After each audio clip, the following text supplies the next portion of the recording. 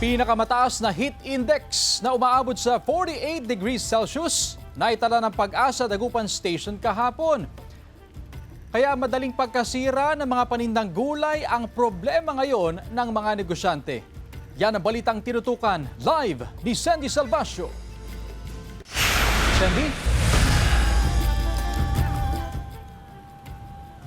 Chris, kalusugan, kabuhayan at marami pang ibang sektor ang lubos ngayon na naaapektuhan dahil sa sunod-sunod na mataas na heat index dito sa probinsya ng Pangasinan.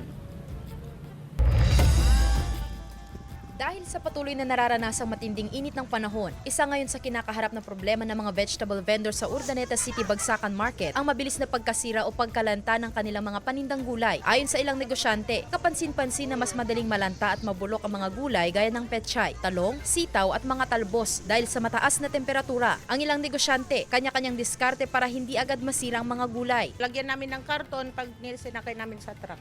Pag mainit po, hindi pwede sa may iba kasi yung sa tricycle nilalagay nila sa tuktok. Hindi pwede yun. Dapat sa loob para hindi siya malusaw. Yung init saka ulan, masisira talaga. Talagang lugi.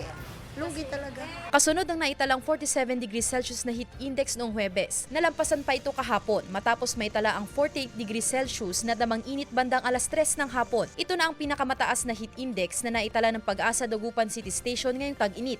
May possibility po yan na maabot pa yan yung taas ng sentigrado na yan.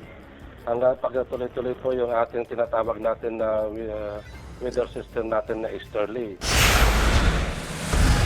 Dahil sa naitatalang mataas na heat index, nagpatupad ang lokal na pamahalaan ng mga Dan Pangasinan ng temporary work suspension tuwing hapon simula ngayong araw hanggang bukas. Pero magpapatupad pa rin ng alternative work arrangements upang maprotektahan ang kalusugan at kaligtasan ng mga empleyado. Pinapayuhan ng Health Authority ang publiko na uminom ng maraming tubig at limitahan ang matagal na pananatili sa labas upang maiwasan ang mga heat-related illnesses.